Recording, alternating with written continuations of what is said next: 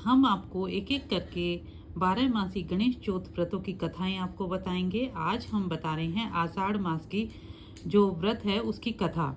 श्री गणेश चौथ के व्रत कामनाओं की सिद्धि, विघ्न विनाशक होते हैं। यह व्रत हर माह की कृष्ण पक्ष की चतुर्थी को करना चाहिए।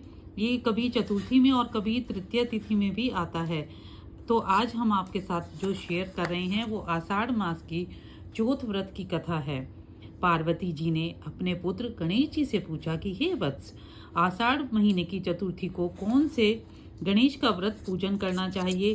श्री गणेश जी ने कहा, माँ, आषाढ़ मास की चतुर्थी को लंबोदर गणेश का पूजन करना चाहिए।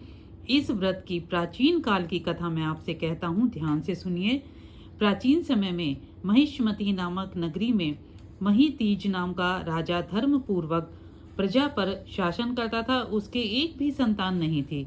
संतान प्राप्ति के लिए उसने अनेकों अनेक तप, जप, दान, पुण्य किए, किंतु वृद्धावस्था तक भी उसको कोई पुत्र प्राप्त नहीं हुआ। तब राजा ने अपने राज्य में विद्वान ब्राह्मणों तथा प्रजा के लोगों को बुलाकर कहा कि हे विद्वानों तथा प्रजाजनों, मैंने न्यायपूर्वक धर्माचरण के साथ निष्पक्ष भाव से प्रजा का पालन किया है। किसी के साथ भी अन्याय न करते हुए पृथ्वी पर ठीक प्रकार से शासन किया है, किंतु मेरे कोई संतान नहीं है। संतान प्राप्ति के लिए क्या करना चाहिए। वहां पर उपस्थित लोमेश ऋषि के कहने पर आषाढ़ मास की चौथ के व्रत के बाद आषाढ़ मास की चौथ का व्रत उन्होंने किया और व्रत के बाद रानी सुदक्षिणा को गर्भ धारण हुआ और 10वें महीने में उसको पुत्र रत्न प्राप्त हुआ। राजा ने पुत्र की खुशी में राज्य में बहुत बड़ा उत्सव मनाया। निर्धन दीनहीनों को बहुत सा धन दिया।